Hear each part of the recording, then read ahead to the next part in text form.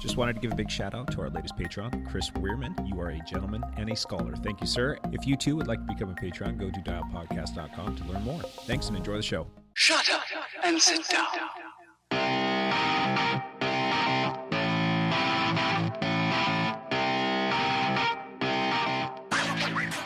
Have you ever wondered how you'd measure up against a pro cyclist?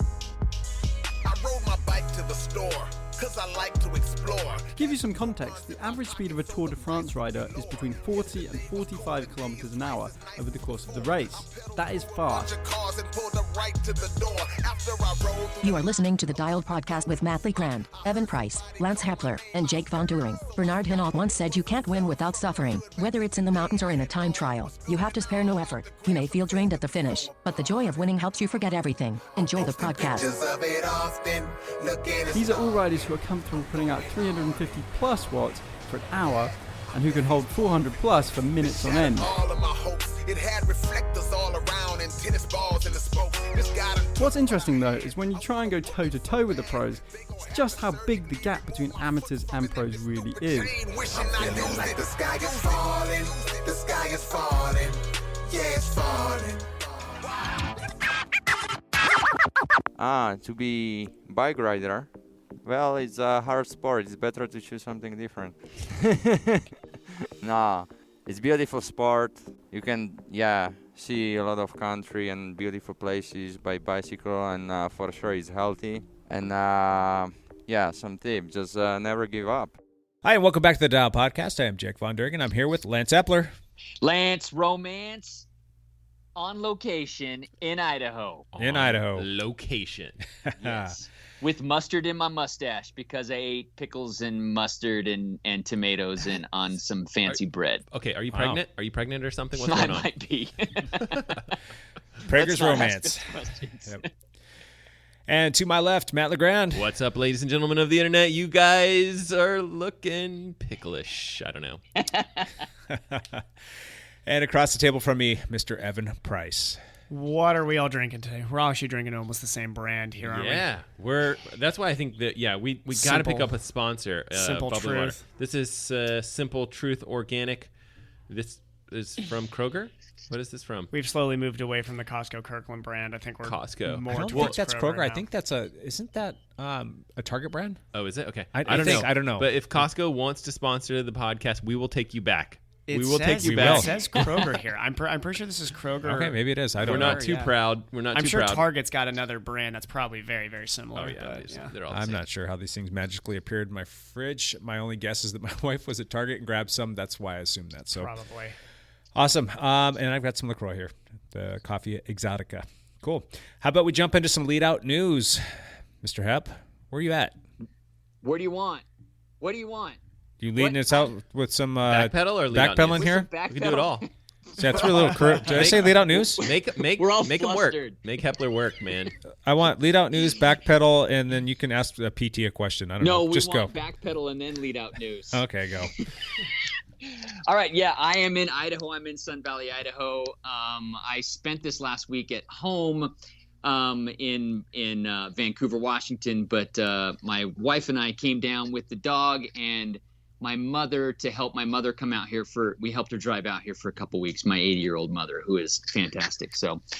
But my week has been fantastic. I had a really good week on the bike, put in almost 15 and a half hours and about 270 miles.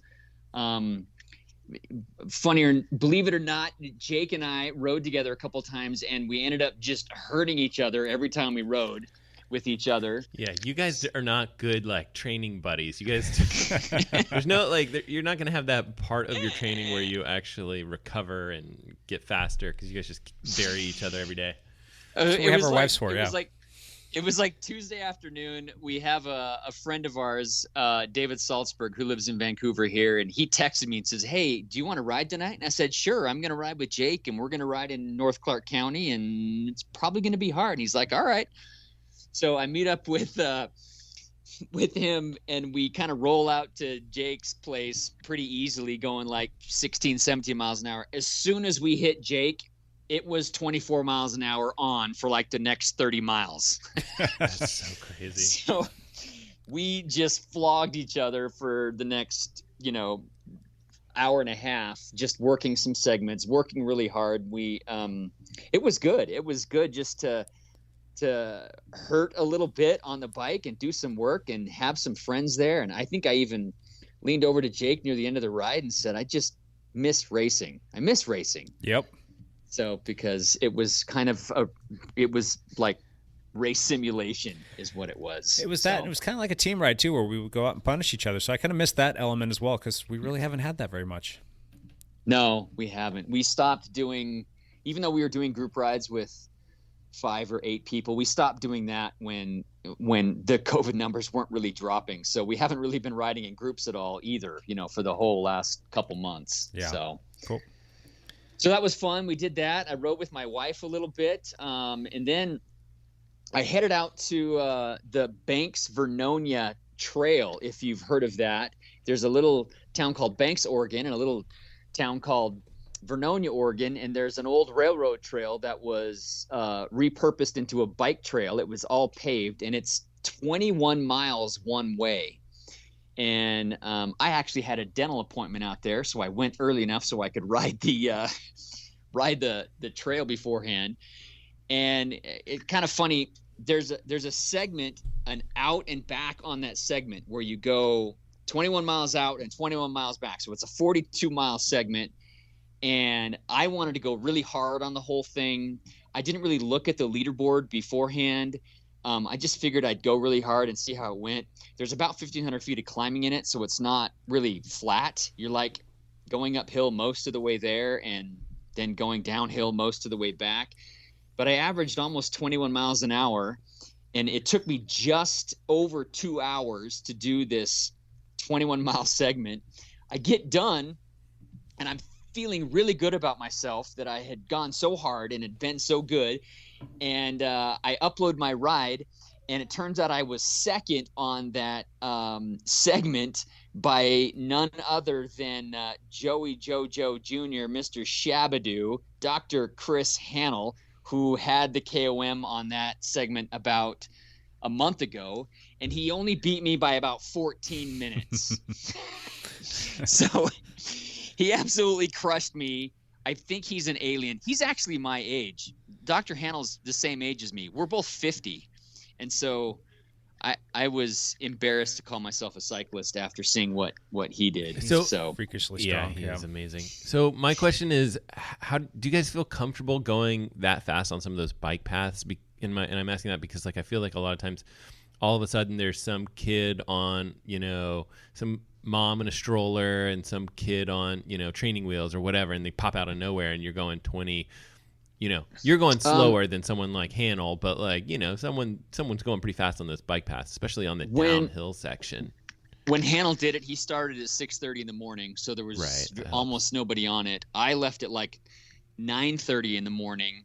So there were people on it, but I had a bell on my bike, and so I was dinging the bell and warning people, and I actually slowed down quite a bit when I hit traffic. About 14 and a half minutes of slowdown, yeah, I think. I think it's 14. That's what I calculated. Yeah, that bike path, you've got pretty good line of sight, too, so there's not too many tributaries into that system that you're going to miss somebody, and you definitely know when things are coming up. They give you little warning signs. So. Nice. Yeah. Yeah. The rest of the week, actually, Jake and I went out for another big, long ride on Saturday. It was one of our hottest days of the year here. It ended up being 99 degrees during that ride. We rode 80 miles. It took us about 4.5 hours. And Jake and I were really good for about 3.5 hours of that. Yeah. The last hour, we both were dehydrated and probably falling apart a little bit. It was one of those times where our heart rate was higher than our watts that we were putting out, and so we both kind of knew we were in trouble. We needed to get some fluids and chill out and get home. But we still had a blast. Yep.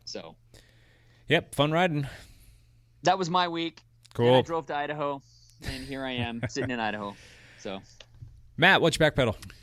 Yeah, I've been swimming a lot and making it to the master swim practice and stuff like that, but I did get on the brand new bike a couple of times this week took a trip with the family out to Lost Lake, which is kind of following in Jake's shadow. You went there the weekend before. Yeah, we were there a couple weeks ago. I brought the road bike and did get a ride in.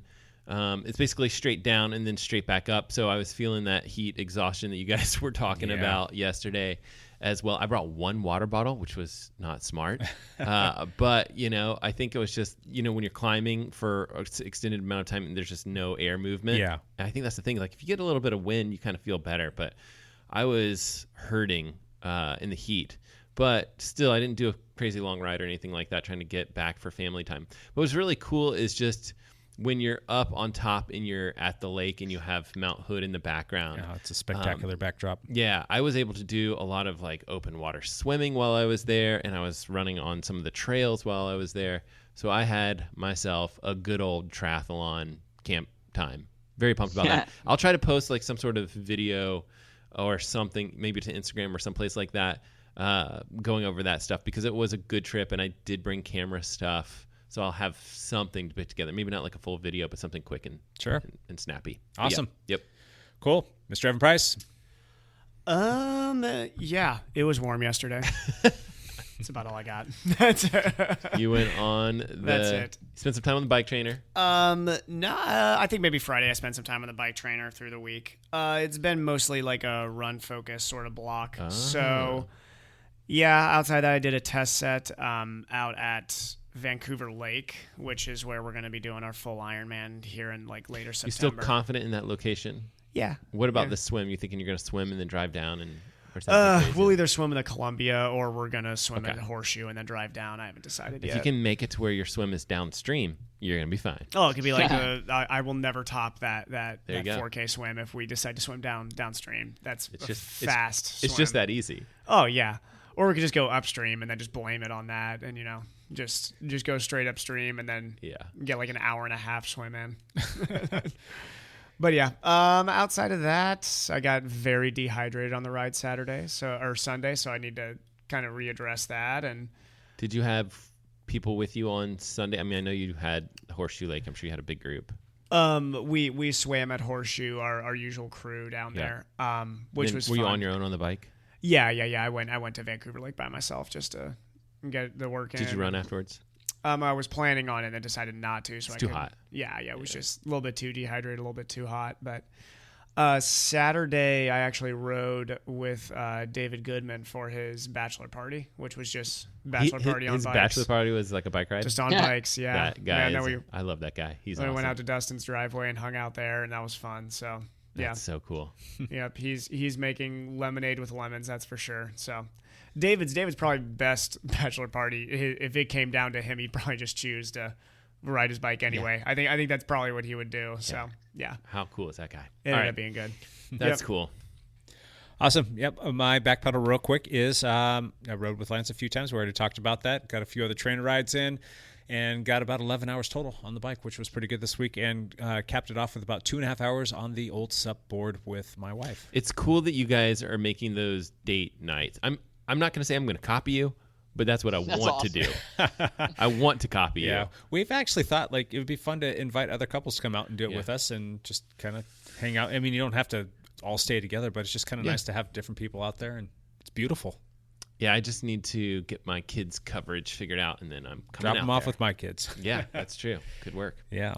So other than that, just been cranking away and dealing with my shoulder that's been a little bit cranky lately. I went to the doctor this past week to have my checkup and kind of complained a little bit about the fact that it's been hurting quite a bit lately, and was informed that that's because my cortisone shot is wearing off. So it all kind of makes sense. So I will stay at it with Evan and keep doing my physical therapy and keep crying about it when I'm on the bike and try and just get through life. Always fun. So seems like your biking's going well. It's going all right. Yeah. I mean, I'm not going to say it's going poorly, but it's not where I want it to be. It still bothers me. Yeah, but you're not. I mean, there's no races. Yeah. What do we say? We're training for training camp. Exactly. So, I mean, it's. Yeah. The only bad part about my shoulder is that it's more like the stuff like when I lift my arms up like closer to like shoulder height. Yeah. when you're riding a bike, your hands down. So I do deal with some fatigue and some pain when I use it to do certain movements. But the work that I've been doing with Evan has done a really good job to strengthen and stabilize what I've got going on. It's just all of the other motions outside of that range of motion that just haven't been super happy. So thankfully I'm able to ride. There are just certain things that I can't do yet, but I'll get there, hopefully, fingers crossed. So cool. Champ Bailey, you around? Champ Bailey is here. Here I am. Okay, in full disclosure, we're all a little disheveled because we just recorded a whole hour and then we lost it. So now we're trying to remember what we talked about and what we didn't talk about.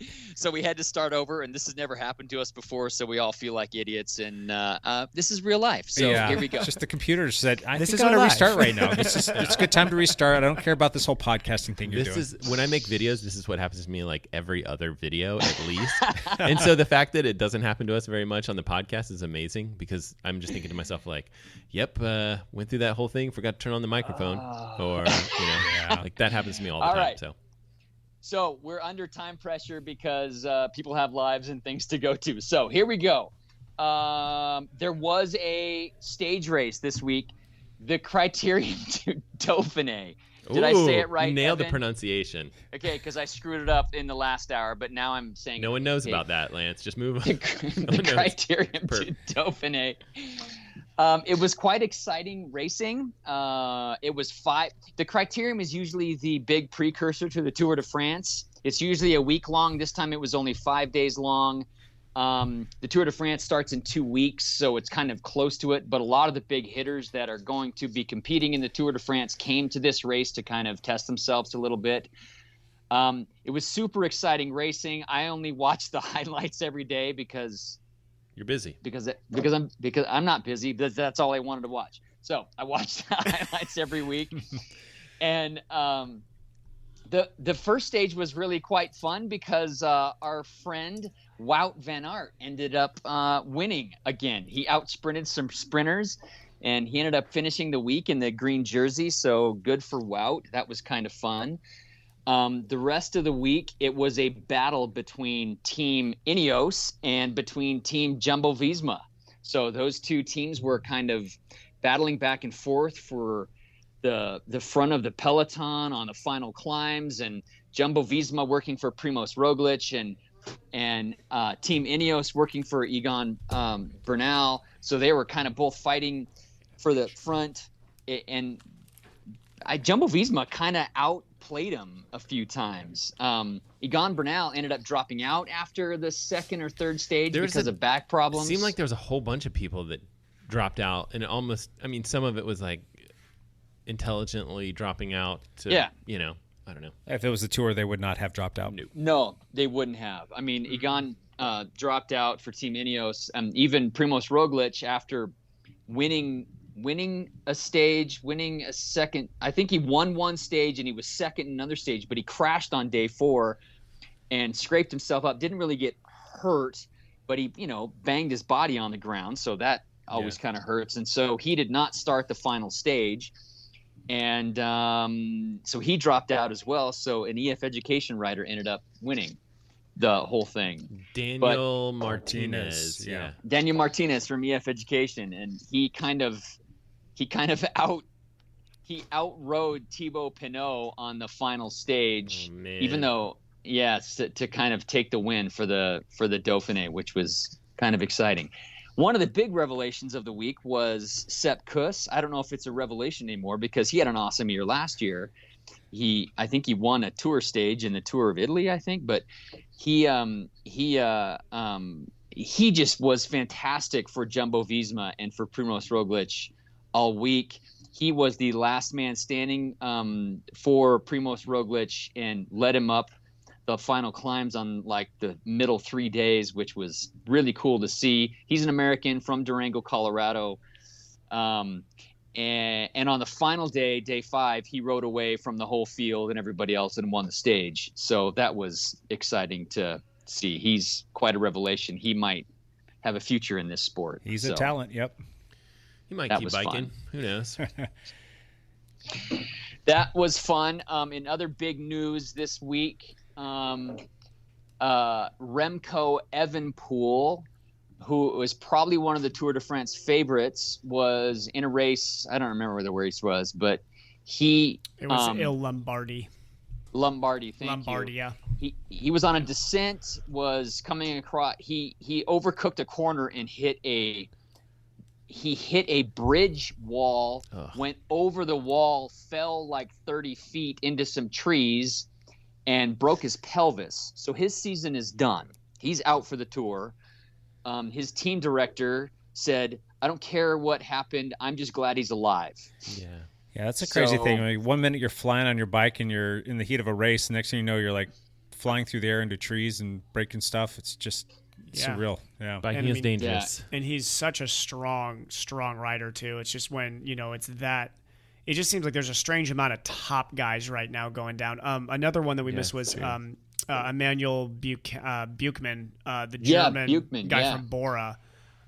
Separated his shoulder, which means there's a chance he could be out of the Tour, which would be a huge blow because he's actually a really good underdog pick right now.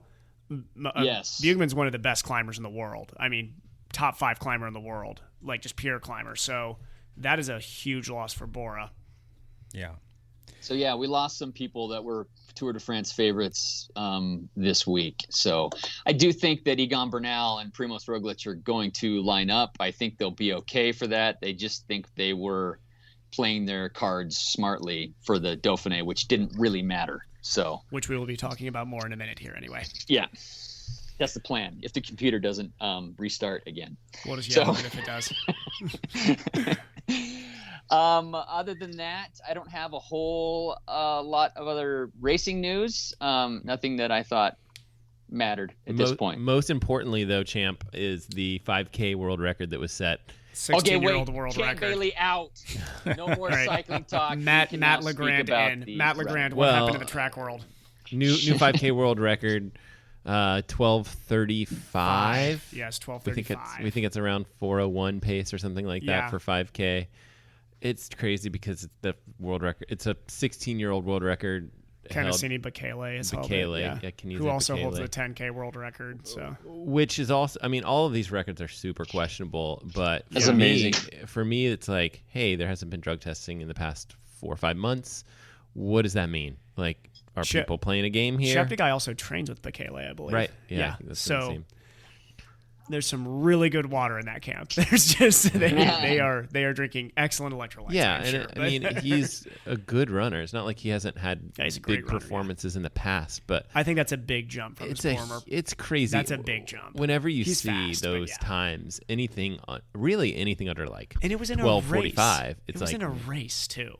Like it was in a Diamond League race. Like he just soloed it. Yeah. Well. And the Diamond League stuff is pretty much where all the world records have been set if you look back. And I always wonder, like, they drug test those probably, but they want those world records. They do. So but maybe not. They don't care that much about the drug testing. They do care about the world records. Not so much about the positive test. That's where the money is. You get the world records there. That's a huge publicity piece for them. So that's everything. Which we will be talking about more in a minute here in terms of cycling. Sure. In the meantime, PTs and doctors are not the same person, but we're gonna ask a PT kind of a medical related question. We would normally have Jesse Tonkinson on to talk about this, and he did allude to the fact that he wanted to talk about this, but he is up to his eyeballs with med school, and he's about ready to become a dad for the first time, and I'm sure he's trying to get settled into a new city. So we're going to steal this one from him, and we're going to let Evan talk about, by asking a PT, the difference between heat exhaustion and heat stroke. Well, we'll bring on Dr. Hanel for this next time to discuss this. There you go. So last segment I had this down to 60 seconds. We'll drop this down to 30 seconds now. If you are experiencing similar symptoms to what Lance, Jake, and myself were experiencing on Saturday and Sunday in 100-degree weather, if you're from the Pacific Northwest and have pale white skin and don't deal with the heat super well, usually heat exhaustion is not going to require a call to 911. You're talking about your typical, if you've ridden a bike in heat in long enough and you've made mistakes hydration-wise, you've probably had it happen where you get dizzy, you get lightheaded, and you start to get that where you have stopped sweating and your skin becomes almost that dry, kind of salty texture, and you start to get a faster pulse that is weaker. So as we were joking about earlier, if your watts are basically matching your heart rate and it feels really hard, you could be creeping up towards heat exhaustion, especially if it is hot. Your skin's getting that kind of dry, clammy feel, and you are getting pale. You're looking over at your buddy. You're getting a little confused and lightheaded. Those are all heat exhaustion symptoms. That's where you need to really consider what route you're doing and probably call it a day at that point and really get home, get cool, and make sure that you are, drinking your fluids and electrolyte replacements. If you are experiencing a heat stroke, that is a call 911 situation. It is also a situation where you should actually not be drinking copious amount of water if you are experiencing a heat stroke, or if you're monitoring somebody, that is. The biggest difference between these two, if you are in a very confused state, the one thing you can remember from this is a heat stroke is going to have a very strong pulse, and it is going to be raised heart rate. So it's different than heat exhaustion where that pulse, where the pulse strength has actually weakened, but the heart rate's high. In heat stroke, the pulse, strength has increased again, and the heart rate is high. Also, the skin can become much more moist during a heat stroke than just during heat exhaustion, where it's kind of that dry sensation. Anytime that you believe somebody is experiencing a heat stroke, please call 911. If it is you and you have the wherewithal to call 911, definitely do it. When you're at the hospital, they just IV you? Yes. There's the triage of treatment from there, but yeah. Usually the very first thing is I think they need to cool down your core temp initially. Okay. It depends, but yeah. Two things.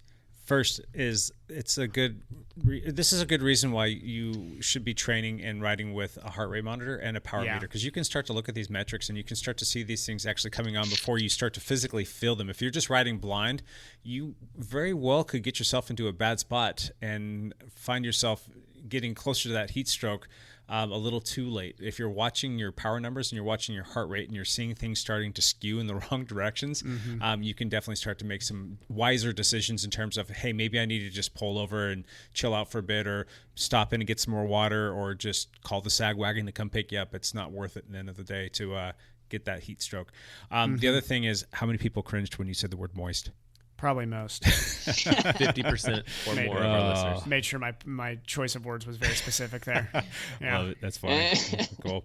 All right. Thank you for that, Evan. That was good information, especially since we're going to probably be dealing with this heat stuff for a few more weeks. So, yeah, cool. Let's jump into Patreon, a Patreon update, you guys. Mr. Chris Wehrman is our latest Patreon. We just wanted to say thank you to Chris. And he actually chimed in on our podcast last week, if you go to the podcast on the website, and I think he helped set things straight here with the pronunciation of Wout van Aert's name. So I thought that was pretty funny and helpful at the same time. Chris, thanks, man.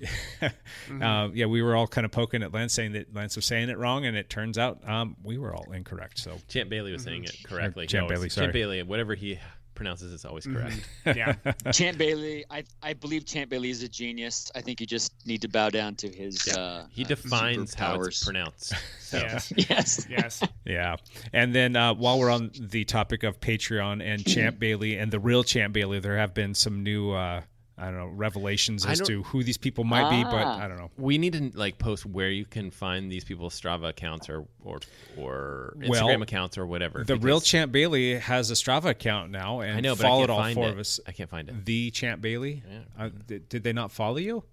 Well, I mean, it's too much triathlon talk on my Strava. Oh, jeez.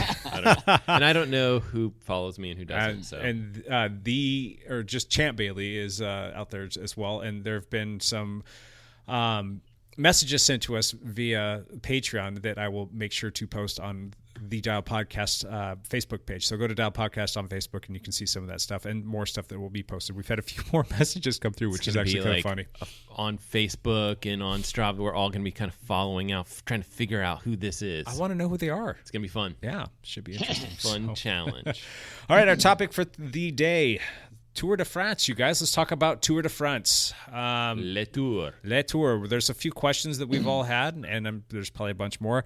And then we're going to make some predictions based on jerseys and our thoughts and everything going on to date. And things could change. There's a lot of What are we betting? unknowns. What are we betting on these? Good call. I don't know. What do you want to bet? We could do sparkling water. We could do.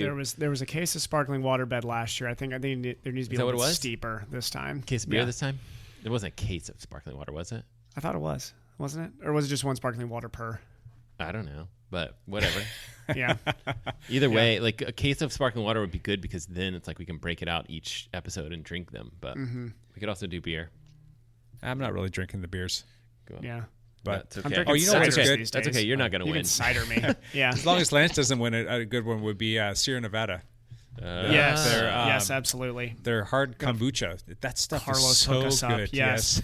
Carlos has hooked me up to that strange beast is absolutely delicious. It's Sierra Nevada's like hard kombucha. Yeah, they've got 3 different flavors and they're just spectacular if you like the kombucha stuff. So There is. cool.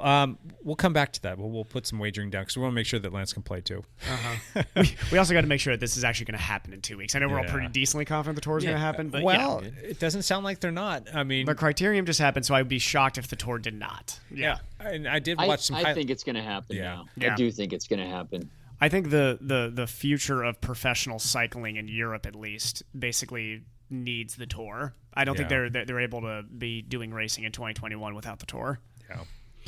So let's get into some questions. First and foremost, will Chris Froome be on the Ineos roster when the tour starts? Well, that has not been confirmed yet. Right. Ineos has not made their final decision as of Monday, August 17th, when we're recording this for the second time. Take 2. So I have also don't- decided to pull my support for Chris Froome. That was so adamant 2 weeks ago, Yeah, where I that was was convinced he was going to win the tour. This is very oddly adamant that you. I was very adamant that I believed he was going to come back and just be like otherworldly, but I can't imagine that they will leave him off the roster, but it's an 8-person roster. Who would they eight put? eight Yeah, people. the question is who would replace him is the bigger question, because they have to build a team that's purely around Bernal winning, and I don't think that they have somebody who can fill that slot. Okay, super I well. have a theory. Yeah. So this whole game of like Ineos, we haven't announced our team yet. We'll tell you tomorrow, and then they're like, oh, we're gonna push it back a week. That whole bit, all of this is just a big ploy to scare Chris Froome into being like, you better ride how we tell you to ride. Yeah. Because Maybe. they don't want to be like, hey, Chris, of course Chris is on here, and then he's like, yeah, of course I'm on here, I can do whatever I want to, and then he just goes and does his own race by himself. Yeah. No, they want to scare him into thinking like they might not take me on this whole thing at all, which they could, they won't, but the real truth is they're going to take him, but they want to make sure that he's going to like follow the rules. So they're like, we're not going to announce our team yet, and Chris is shaking in his boots right now. It's the last thing he's doing. possible. Yeah, I don't know. I don't think he's shaking his boots. Well, I mean, if he doesn't get to do the tour, he's going to be upset. oh, of course he will be. And he's leaving anyway at the end of the He's year. leaving anyway. So they're waiting for him to be like, I promise, I'll behave, I'll help however I'm supposed to help, and then they're gonna be like, okay, you're on the team. That's my theory. That's my theory, and that's the fun part of making up stuff about cycling that I have no idea about. Do you think he's going to follow orders? Yeah, I think so. That could be subservient here. Yeah, I think so my theory is that the first week is going to be hard and that they'll kind of have a clear direction as to who the leader is, and then everyone will fall into place, do their job. And, usually at a lot of these races, I won't say usually, but a lot of times it's like the last week is the hardest and people are falling apart, and then you figure out who the leader is. Oh, it's Geraint Thomas. Like, okay, like let's all get behind him. And so I think that this year might be slightly different, but I don't know. We'll see. Could be interesting. I don't know. I think that he's got nothing to lose. I mean, yeah, that's true. It's like, what, are you going to kick me off the team if they start to support Bernal and he's like, I'm still the stronger guy. Yeah, if he's still the stronger guy. And can he do it without all of Ineos helping him? I don't think so. It just depends on the timing. I think if it's like he's going from day one trying to do the whole 3 weeks on his own, no. But if it's like, hey, this person cracked and we're at the end of the stage, and if I go, I'm looking pretty good. Like I need to put in, a minute, and like then yeah, sure. Yeah. So I just think it depends on the situation, especially if it's towards the end of the whole tour. Then sure, he could do something crazy. I don't think he can kind of just take it from the beginning. I guess if he did, I don't know. I just don't know how that would look.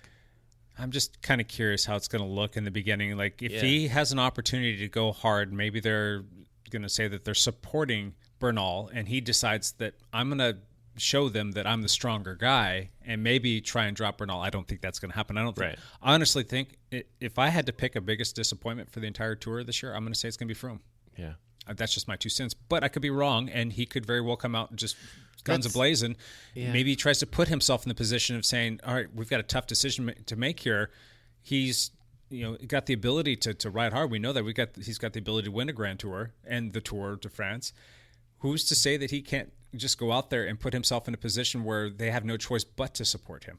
Because here's another question mark. Yeah. What's the deal with Bernal on his back? Right, exactly. I know we should definitely mention that. But and there's other people on that team that are studly as well. I mean, he's not those aren't the only ones that. I've got a pretty. So this is the thing with Ineos right now is they just came down from altitude training right before the Criterium. So I think the Criterium is not going to be a good display of what that team's actually capable of right now. But here's the part that people are forgetting is really, if you look at that race, the best Ineos rider was Sivakov during that race. Bernal tried once to hurt Roglic and got counterattacked and dropped hard. Yeah. Like not just kind of dropped. Sorry, I'm looking at Lance on Skype here and telling him to keep it down. Or you could mute him. You can always mute Lance. Yeah, we can just mute him at this point. But he has no control over his he muted himself. Look at that. Sorry. I just think. But yeah, I think you've got a lot of cooks in the kitchen in Ineos, and you got a lot of guys coming off of basically individualized training over the last few months, decently individualized training compared to how Ineos would usually operate. And I think you're seeing that there's a lot of varied fitness. I am going 180 degrees from what I thought with Chris Froome. I think Geraint Thomas and Chris Froome are going to be useless during the tour. Really? I really think when they were supposed to be at the front during the Criterium, they were weak, like really, really weak, and they got dropped out quick. And I hate saying that about G because I love G. I think Geraint Thomas is one of my favorite. Him and Brad Wiggins are two of my favorite cyclists of all time. Period. Interesting. Okay. I love them both. I just think you're right. I think that. And I think Bernal looked super exposed. I think. Yeah. I mean, last year in the tour, he was on some unreal fitness. Right. But I don't. I think this year's tour, especially if like Buchmann's injured and out, if Roglic is now weakened from that crash, if Bernal's back is bothering him, this is going to be the most wide open tour in a lot. Like this is kind of a weak tour. I mean, really, if you look at the top, I think it's kind of a weak tour, which is good because that's going to make for a super exciting tour. And anybody could slip in. And we're still starting to see like who's been training the past 5 months. Who has the fitness? Who's been not being drug tested for the past 5? That's a good question right there. We all know one thing for sure: TJ Van Garderen is clean as a whistle. He for sure, whatever dope was going around, he didn't get any. He got passed. Poor guy. I feel terrible for him. He's the nicest guy in the world, and he got dropped hard during the Criterium multiple times. But yeah. I just feel for it. I feel for him. I wasn't sure if he was still racing, so to hear the fact that he's still racing is cool. But it sounds like he had a rough road. Did he win that race a couple years back? He was in contention years back, and then I'd feel bad if he actually won. I do not believe he won it, but I think he was close. Yeah. Okay. Interesting. EF, speaking of TJ Van Garderen, oh yeah, do they have a chance at finding the podium? No. Rigo's their only chance. Mike Woods is Mike Woods going to race EF at the tour, or is he over at Israel right now? I'd have to imagine that transfers don't take place until after the season. No, because I'd imagine he'd be over when Chris Froome is. Yeah. So I'll change it. I do think, Rigo's always going to be a top 10 guy. Yeah. If Mike Woods is as fit as his COVID numbers are showing, he should be up there.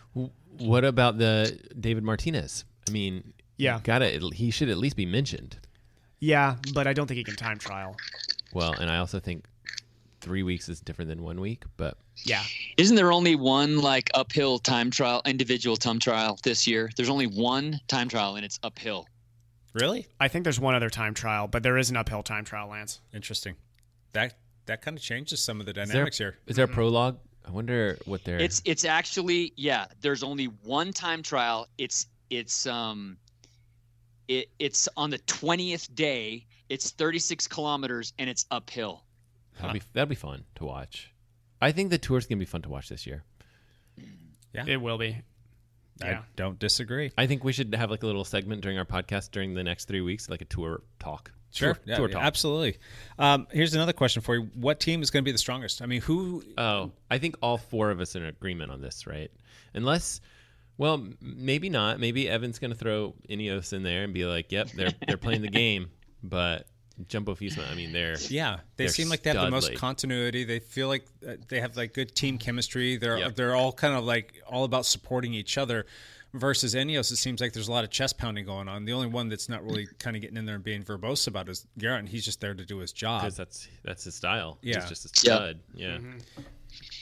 I do think Jumbo Visma is probably the stronger team for sure. And even to see that Wout van Aert went out, won the first stage, and then they asked him what his plans for the rest were, and he says, I'm actually here for Primoz Roglic. So the rest of this Dauphiné doesn't matter for me at all. I'm going to work for Roglic, period.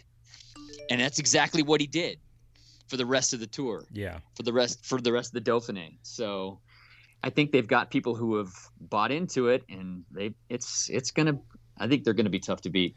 If you had to throw one other team in there not named Jumbo Visma or Ineos, who would you say would be kind of like I don't want to call them a dark horse, but like kind of like, hey, we haven't really given this team enough credit, and they might have the horsepower to get something done here. I'll put 2. I think it's going to be Arkea. ARKEA.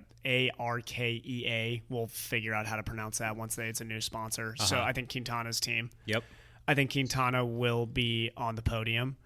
I think he's hitting some really sneaky fitness right now. That'd be interesting. People around him have said, and this could be just talking up, but people around him are saying he's in the best fitness of his life. And if he's in the best fitness of his life on a tour that has Lance, just because I just had to review the route, I'd forgotten. You're right, Lance. There's not long time trials, which means if there was a tour created for Nairo Quintana, this is the tour. Evan and I are on the same page here. I don't know if that's a good thing or a bad thing.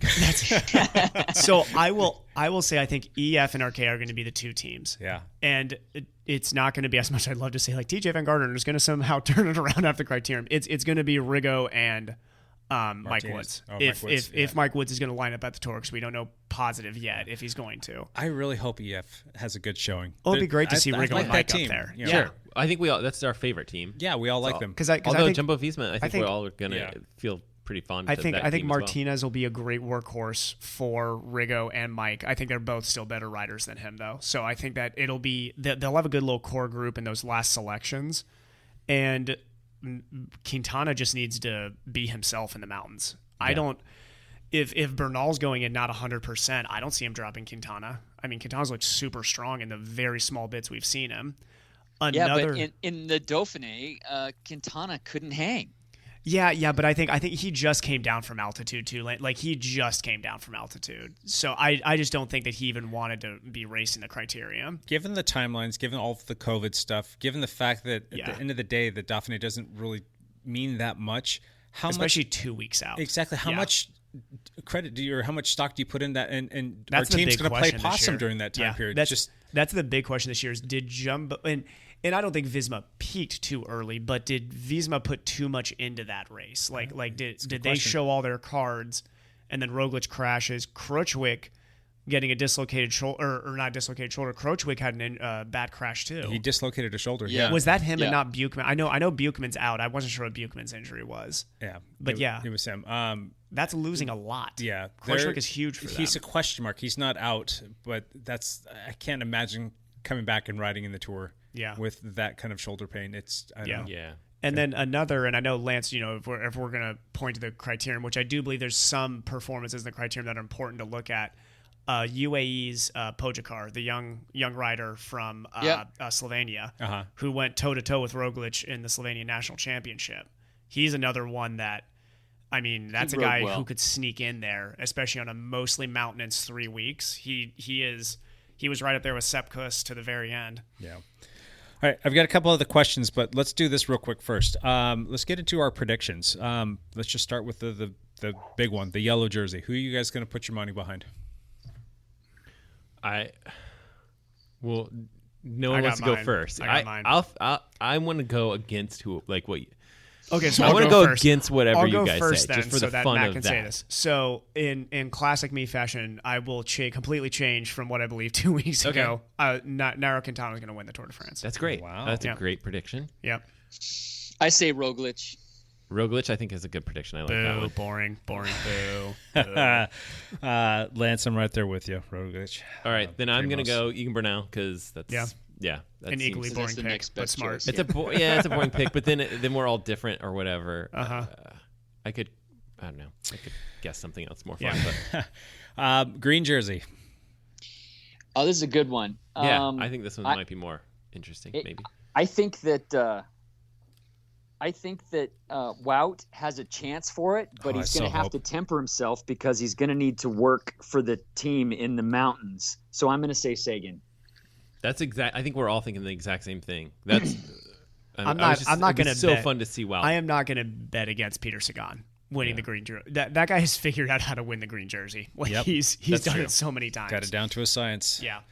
I think Wout will win some stages and be the most Yeah. exciting cyclist in the Tour in the early stages. And those moving day stages, there's going to be a day where they call them moving day stages, which basically just means it's like a flat rolly day where the break usually gets away. Yep. There's always crosswinds on a stage like that. And I am sure Wout's going to get out there and drive some breakaway group that's going to create a split. And there are going to be some early favorites that lose a ton of time because Jumbo-Visma is going to be out there hammering the pace and create a split. Gotcha. yeah. It's He'll happened win, like- he's gonna win some stages. It happens like every 2 years. Like every single 2 years. There was one year where Lance was out there and gapped Alberto Contador, who was on his own team. Right. Yeah, it always happens on a moving day stage. So your pick, Matt, for green, was Peter. Yeah. Sagan I as think well. so. I think that's the safe bet. Gotcha. Polka dot. I don't know. Who's our climber? Pogacar. Pogacar. Pogacar wins the polka All right, dot. hold on. I'll say Roman Bardet. Oh, that's how disappointed would that be for France? They don't win the Tour again, and they win the polka dots. I just want to say Richard something different than you Virenque, guys. yeah. So you say Roman Bardet? Yep. I'll go take a flyer on Sepkus. That'd be awesome. Oh, I would wow. love to see Sepp win it. That would be super amazing. That would be so cool. I wonder to if see. that'll be a goal of Gosh, his, that actually. would be really. He won't be able to get away. I don't think he'll be working for the team. He'll be saving it for the end, so he won't get points in the mid. That's why. Anyway. That's why I'm thinking Pogacar's because like UAE may fall apart a little bit, and then Pogacar's just going to go out there and just try to Do get his points. thing. Yeah, Yeah, gotcha. he's just going to be in the breakaway each day. All right. Best young rider, white jersey. Who you guys got? Sepp Kuss. Kuss? That's my bet. I've got Sepkus Sepp as well. Kuss, yep. Sure. I'll say Bernal. Bernal. Okay. All right. Hold on a second here. I'm jotting all this down. Do we have a hot take one? Like I guess one I have major to say hot take? I should have to say Bernal because Yeah, you got me picked for the win. Gotcha. He could be exciting. So he Sorry, could who'd be you your take, Matt? second. I have to pick Bernal. Bernal? Because he's my pick for yellow. So Gotcha. Awesome. How old is Bernal?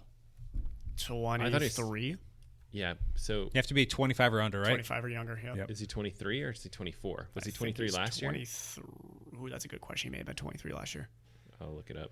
How old is He Sepp? is 23. How old is Sepp? Is Sepp 20. 25. Oh, Sepp's 25? Correct. I thought Gotcha. he was way younger than No, that. I No. was reading about him yesterday. Okay. He's 25 years Yeah. old. He's been around for a bit. Yeah. All right. Team. Who's Best gonna- team? Yeah. Jumbo-Visma. Visma. Matt. Visma. Oh, I think all of us think that Jumbo Visma is going to be the best team. They're looking so great. Because it's I'm mostly gonna say who's the most Ineos. active I'm just going to say team. Ineos. Yeah. I'm just going to say Ineos just because one out of Because you can even one win a out of team award and not be on the podium. It's just about like where's Yeah. a lot of your primary guys. Yeah. movie star. Movie star. if you guys were going to pick your podium, who would your podium be? Just your top three for overall. Mm-hmm. Evan? I'm gonna go. Oh boy. Okay. I know Roglic has to be in there. So I'm going Quintana. I'm gonna say Roglic 2. And then 3. I've got like 4 guys in my head for 3, so I just need to pick somebody. I'm going way outside pick here. I'm going Mike Woods number 3. Yeah, I'd love that. I think Mike Woods is that good. I really do think on a mostly climbing tour, Mike Woods is he's gonna do something That would amazing. be- So you say Quintana, be- Bernal, then Woods? No, Quintana Roglic. Oh, Roglic. Which Gotcha. I don't think Bernal wins the tour or finishes the tour. Oh wow. Yeah. Well, I have a lot of questions about that too, where it's like if things aren't going well for him or for Chris Froome, how many of these people are going to be like, yeah, I'm going to stay in and work hard for my teammates, like, or are they just going to be like, nah, I'm done. I think that first mountain stage hits and the Ineos train is going to fall apart. It's going to be my team pick. It's going to be. I'm talking carnage with Ineos, and that's only because and that's a major shift for me from 2 weeks ago. Sure, but I think the criterium's now close enough to where there's two things that happens. It's either I want to see somebody not try at all in the criterium like Quintana and just be like, screw it, I'm 2 weeks is the tour. That's it. But Ineos was up there trying. Yeah, they were not backing out. Like Chris Froome looked very tired when this was not like Chris pulling off and being like, no, just saving the legs. Right. G looked wrecked when he came off. Sivakov looked like the only guy capable of hanging with the Visma train. I could see it being a very different tour. Yeah, but my picks are what they are, and they may be exploded after the first week. But what were your picks again, Matt? My top three are going to go Egan Bernal, and then I'm going to say Roman Bardet for second. Roman Bardet. Oh my god. Oh, I forgot. And then Roglic. So. Oh, I've got a fun fourth and fifth pick. Okay. Pinot and Bardet, just because they'll be just outside the podium. Oh, they'll lose in the last stage. Somehow they'll get dropped on the Champs-Élysées and lose it by 5 seconds. Champs-Élysées. Lance, who's your podium? Roglic 1, Bernal 2nd, and Thibaut Pinot 3rd. That's a good pick, Lance. That third pick is a very good pick. Yeah, he's due. He's definitely due. And honestly, last shot. He's been a solid pick. He just always has one bad day, right? Where he'll be right in the mix and then way out of the mix after having one bad day. Well, last year what was it? He hit his quad on the handlebars and had a contusion and then had to drop out. Yeah, he was hurt really bad and then he started the next day. Yeah. And what's our listenership like in France? Because huge. We're huge in France. We trended there at one point in time. I don't know what that means. I probably ruined that for us. I've got me and a buddy of mine. So I have a very good friend of mine who absolutely hates Italian cyclists. And I am obviously a huge fan of Italian cyclists, being Italian, and Panettone being my favorite cyclist of all time. Oh, man. So it's funny, but we both can agree that historically it's really funny to watch French cyclists fail at the Tour. I mean, literally, it's been Bernard Hinault, who anybody who loves cycling should love Bernard Hinault. He was the quintessential hard person of cycling. Sure. And just since then, it has been just disappointment after disappointment. Outside of Richard Virenque, who was a great climber but never won the Tour. Outside of that, I mean, we're talking Pinot and Bardet have years of disappointment on their shoulders right now. And that can't feel good. No. Can you imagine that last time trial if Pinot starts to crack and he's like, let's just say he's in the yellow and starts to crack. Can you imagine the pressure on him of like, oh, no, it's okay. We just haven't, won the Tour in like 40 years. So, if you could just not screw this up, man, that'd be great. That's funny. Just so I'm on the record, my picks are going to be Primoz. He'll win. Bernal take second, and Quintana third. So those are my picks. Those are good picks. Cool. Just real quick, who's going to have the most stage wins? Which team? Visma. Visma? I'll say. And that's just because I think Wout's going to win like 3 or 4 stages. Gotcha. Lance? Yeah. And so will Roglic. I say Visma too, because Roglic is going to win mountain stages. Oh, he can't win the mountain stages because then I'm wrong. Wout is going to win some sprint stages. Gotcha. Yeah. I think we're all in agreement on that one. And then I already kind of came out and said this one. Who's going to be the biggest disappointment of the Tour de France 2020? Ineos in general, the entire team. The entire team? The entire team of Ineos. What about just an individual, though? I could see Chris Froome being like, I'm on the team, I'm here to work, and then just not feeling good and being like, what am I doing? And dropping out. Yeah, that would be a huge disappointment. That would be, for me, then it's got to be Bernal would be the biggest disappointment. Because him not even being on the podium would be a massive disappointment. That would be a huge disappointment. But I'll go with Bernal being the biggest disappointment. Gotcha. Go ahead, Lance. Quintana. I think he's just gonna fall apart. I don't even know if that would be a huge disappointment. I almost expect that to happen. Yeah. I like it. I kind of like him. Well, then here's the other thing is, let's say like if Bardet doesn't do well, is that a disappointment? Or are people just or are people just like, oh, okay, it's hugely disappointing for France, right? I mean, when disappointment is the standard, yeah, you're right. Then is it actually more shocking if he was to actually go and like get on the podium? It's way more shocking. Yeah, I think, for sure. Matt, the tour's built for him. Who's your big disappointment, Matt? This is biggest disappointment. I'm gonna say I don't want to say Chris Froome, but I'm gonna say Chris Froome for me. All right. Yeah. Who wins on the Champs-Elysees? Ooh, that's last a good stage. question. Who wins the sprint on the Champs-Elysees? It's never who you think it's going to be. I think like Peter Sagan could do something like that. Yeah. Because he's crafty. And here's the thing, like a lot of your sprinters are going to be gone after 3 weeks. Like your true especially sprinters. on this tour, because this tour is going to be different. I think a lot of those big power guys may be gone. Caleb Ewing? Caleb Ewing's a great pick. That's a great pick. He's scrappy. He's scrappy, and he can make it through 3 weeks. Yeah. Yeah. I actually want to say that the problem is I don't think he'll make it to that point, or if he'll even be on the team or allowed to. Is I want to say Groeneweggen's going to win. Yeah, he's the biggest watt sprinter in the world right now. I don't think anybody's got bigger watts than him. He might not even start, though. I know. He might not even make the team. I don't think he's even allowed to start. But I mean, I think if he's there and he's on the Champs-Elysees, I don't think anybody's going to outsprint him in a pure power sprint. Champs-Elysees is a pure power sprint. Yep. Gotcha. Lance, who's yours? I'm going to say Caleb Ewing, too. I love that guy. Gotcha. I think there's a lot of team, there's a lot of team aspects to that particular sprint as well. So I would say Wout Van Aert, but I think he's going to be behind the sprinters with his team going across arm in arm as Primož Roglic wins the Tour. So I don't think he's going to contend. Yeah. Matt, who was your pick? I said Peter Sagan. Oh, Sagan for the Champs. Gotcha. Yeah. I think teams are going to play a huge role in it, but he's the guy that's not going to. He's going to do it without the team. Do you know what would be the greatest thing ever to watch is if Champs-Elysees stage has basically been the same for the last years, and I mean, as long as I've been watching the tour, I can remember. I would love to see a breakaway of like Wout and Alaphilippe get away from the field, those two, and just like be like, let's see what happens. Somehow pull it off, and then like Wout just outsprint Alaphilippe at the end. Yeah. Do you know how exciting it would be to see the Champs-Elysees stage be that? That would be amazing to watch. It's never going to happen. No. They go so fast when they get the teams working in the front. I mean, they are. That top sprint's like 43, 44 miles an hour. It's so fast. They're going like roughly what cars in the Pacific Northwest on highways go. Right, and those roads are it's sketch. Have you ridden the Champs on Zwift yet? Have I? I have not. I don't think so. I don't think I've rode it did yet. that earlier this week. Did you? Yeah.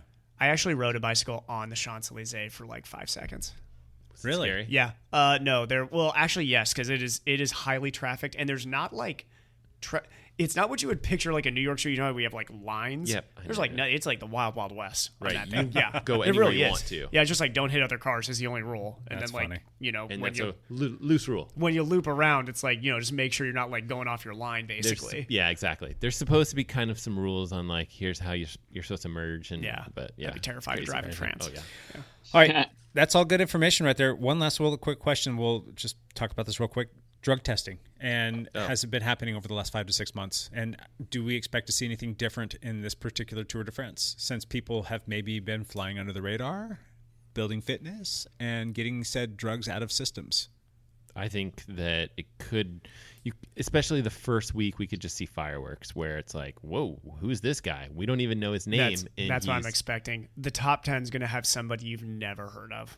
Like some guy who's just gonna come out of like, but I think like the French continental team, just some dude. Yeah, totally. Who's like somehow in the final selection every day. But I think it'll be the first week. That means you guys all think that basically it's still the Wild West, and if you can get away with doping, they're all still doping. That's what you think. I think it became the Wild West the last 4 to 5 months. I mean, think there hasn't been doping control of any sort the last 4 or 5 months, which means they're stopping their microdosing and they're going full tilt, full macro dosing, but then full tilt macro, and now they're going to scale back to their microdosing for racing because they are going to drug test after every race. I'm sure, I would think. Mm-hmm. Yeah. And then, but still, you're that first week, right? You're still. I mean, there's a lot of effects of and then all that's that and then that's the question. Now, this is where we can get into the conspiracy minute. Sure. So, with the conspiracy minute, maybe Bernal decides to drop out, not because his back is hurting, but because there may be some testing going on after that stage, and Ineos has connections, and they know, like, hey, after this stage we're getting tested, Egon, let's go ahead and cut it, and we're you're gonna take out. you directly to the hospital and back to the hotel room, right where the team doctor is. Don't have time to go to the finish line. Yeah, that could even be a Quintana could have been like, hey man, we need to be really careful in the criterion. We need not throw up red flags here. So, do we know for a fact that they have not been drug testing at all during this whole COVID we don't time? know that for a I fact. had seen that on a couple of the pro cyclists' Instagrams. They were talking about how they hadn't been tested. Interesting. That's where I'm getting that information from. So it that's was just well known on the running side of things that they were not. That they didn't have money. They didn't have people that could go out during. I mean, think about it. Like you're going to fly a person to someone else's house. Yeah. To go to a random drug test? No way. It breaks all the COVID rules. Yep. So, ain't happening. I did see that there were some. It was a triathlete. I think it was Richard Murray got tested. Someone got busted recently. I have to look it up. Yeah. U.S. Masters. It's just, I mean, if you take 100 professional endurance athletes, and even though I do like to believe most people are good, if they get whiff that, hey, there's going to be really light testing for the next few months here. Yeah. And we're going to get back to racing at the end of those few months. I think about maybe 50 of them may consider it. Like 50 of them are probably going to be like, okay, this is my livelihood. Yeah. This season looked rough. I need sponsorships for next year, or I need to stay on this team, or I want to win the tour. And just to be clear, you don't actively have to be on any of these performance-enhancing drugs at that moment to get benefits. There's a lasting effect that you get to ride that wave for a bit of time before it's fully out of the system. It's more about, did you take the correct dosages of drugs to enhance your training? It's the training effect. You can take stimulants and things like that before races like they did for years and years in the 60s and 70s, but the real... You're training on EPO. Heyday is you're training on EPO. You're training on a different type of steroids that can help recovery. Right. And then you are recovering well, and your aerobic capacity is increasing because of EPO, and you are now training 40 hours a week, like out of your mind. Yeah. So you can do. It's much easier to do that 7-hour day back to back with intervals sprinkled in, as opposed to doing 5 hours a day, and you're going to recover just fine. And you do that for 3 months, and then you get off the good stuff, and you microdose until you get into and then that you're not going to be. You probably don't feel 100% because you're not doing what you did, 3 weeks ago. But still, that first week of racing, you cruise into the tour clean, and then you're good to go. Yeah. Interesting. I sure hope that's not the case. I would love to see it makes for so much good conspiracy talk. Tour to be just clean. So we should ask Phil Guyman what he thinks about all this. Oh, Phil will tell you the tour clean would be so slow. There'd be so many guys dropping out too. That's such a hard 3 weeks. I'm sure if you asked Phil, hey, if everybody did the tour the way that you did, what would it look like? He'd be like, oh man, guys would be slow. You'd have to bolster the teams back up to 10 riders. You would, yeah. You'd probably need to, and they would need to make it less hard. The routes would be, you wouldn't see stage 19 have 4 categorized 1 climbs. Yeah. That'd be terrible. Interesting. All right, well, let's call that a wrap on our TdF stuff for the week. We will definitely jump into it a little bit in the weeks to come, especially when it starts. We'll be talking Tour de France like we always do, which is a good time. Let's jump into one last thing. Evan, I'm going to let you and Matt go first. Evan, kick us off with one last thing. One last thing. Everybody should. Oh God, I always lose it on the one last thing. Legitimately, please, everybody review, really get your hydration plan going down into these next 2 weeks, because it's still going to be hot. And I know that I was just talking with a group this morning and other people that are I don't think that in the Pacific Northwest we really planned for this level of heat, and I think we were still trying to hydrate like we were 2 months ago, and you really need to look at what your solute balance is in your drinks. Sneaks up on you very quickly. It does. Very cool. Matt, one last thing. I always have a video to chat about, and this week's no different. Go check out the new video talking about the Wahoo Kicker 2020 edition, version 5 of the Smart Trainer. Yep. And it's one of our favorites, I think. Yeah. It's one of our favorite trainers, and they updated it. Basically, they added a little bit of a rocker to it, which doesn't look like it's going to be that big of a deal. But it's there. And then I think it's a little bit more accurate. So instead of 2%, it's down to 1% accuracy, plus or minus 1% as far as power accuracy goes. And then the other big piece of that is that particular Smart Trainer doesn't require calibration. that is going to be nice. So yeah, I mean, it's just another little thing. Those little Axis feet, I think that's what they're calling them, is Axis, right? Yeah, why do they call it Axis feet? I don't know. Their naming, Wahoo needs to work on their naming.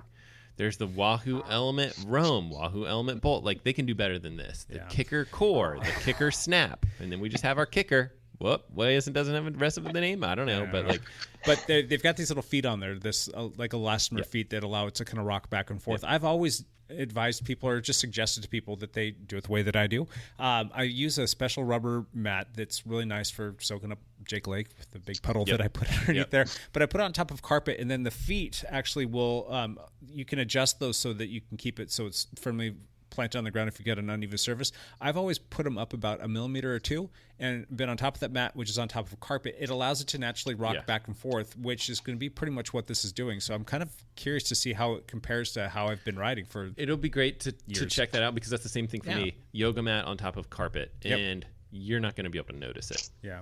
You're not going to notice the difference. I'm just curious. I like the idea. I think it's a fantastic idea, because that really helps your body kind of withstand. It gives it a little bit of I think it's a great idea. I think the only time you would notice this if you took it out to the concrete parking lot or something like that, and you like really checked it that way. Yeah. I just don't think that there's enough give. I think people have been doing tennis balls and stuff like that. I've never tried that, but we'll see. We've got a pile of them on the way here, so we'll be checking it's them worth getting. If you're getting a smart trainer, get the current edition, unless you want to save a little bit of money, but I think get the current edition. Yeah. Any inside information on any videos that might be coming out this week from the Matt LeGrand channel? It's still TBD. No, yeah, exactly. I've just got to get my head out of the water. No, I have a watch review of the Polar Grit X that I'd love to get out. I don't see it happening this week, probably next week. Some sort of parody of Ironman taking people's race money and not giving their but that's going to be short. I don't know if it even qualifies as a full video. That might be all I have time for this week. But there's rumored of a ton of different devices coming out. Garmin supposedly is going to kind of start to process stuff a little faster, so potentially they might have a new smart like triathlon watch. They're talking about having some like LTE, like so you could have like cellular connection on your watch. Yeah, that'd be cool. Yeah. So there's rumors of like a new running watch, a new triathlon watch, and then maybe one other thing. But anyway, so there's a whole bunch of stuff that's going to be coming out, which should be fun this fall. I'll see if I can get a scoop on that. Yeah. That would be fun. Hey, Lance, one last thing. Looks like I might be able to do one more race this season.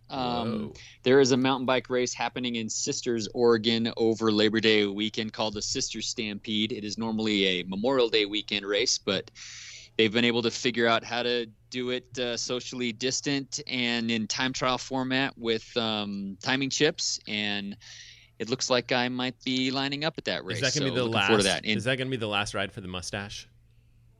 It might be.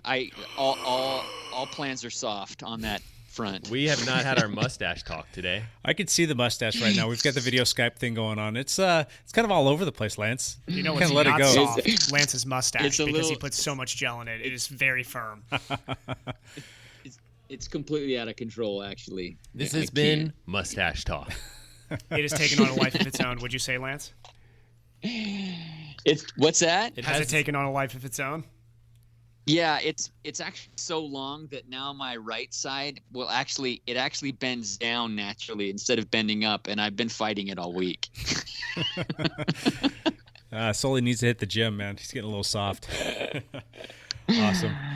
My one last thing is the day this comes out, which will be Wednesday the 19th, that will be the start of our 100 days of riding. I'm going to post some stuff up on the social medias, but if you're interested in joining us on that, if you do 100 consecutive days of riding starting on Wednesday, August 19th, you will finish your 100th ride on Thanksgiving. So you can be thankful for 100 days of riding. You can do indoors on that as You well can do as... indoors. You can do outdoors. The only caveat is that it is an hour long.